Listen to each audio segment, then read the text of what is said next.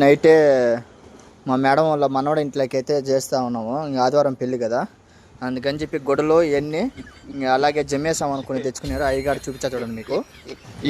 ఈరోజు నైట్ మాత్రం అక్కడ పెట్టేస్తారు. రేపు ఎందుకంటే నేను రేపు సిటీకి వెళ్తున్నాను, రేపు నేను ఉన్నాను కదా, అందుకని చెప్పి ఇప్పుడే సామాన్లన్నీ మోపిస్తున్నారు ఆ ఇంటికాడ, కొత్త ఇంటికాడికి. ఇప్పుడు వాళ్ళు వస్తారు, వాళ్ళ తోడుకు మీ ఇక్కడ సర్దేయాలి గుడ్డలన్నీ.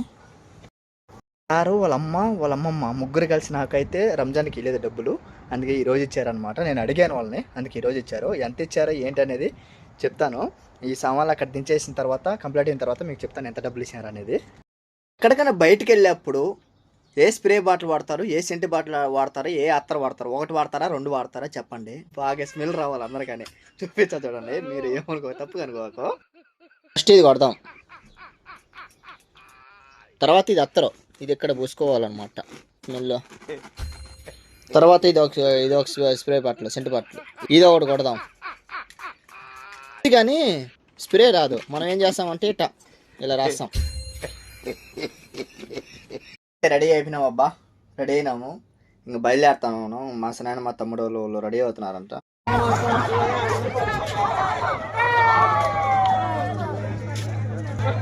షాక్ అయ్యారా గొడవ అనుకొని? గొడవ అయితే కాదు, కబడ్డీ ఆడుతూ ఉన్నారు, బాగా నవ్వుకుంటా కామెడీగా ఆడుకుంటా ఉన్నారు.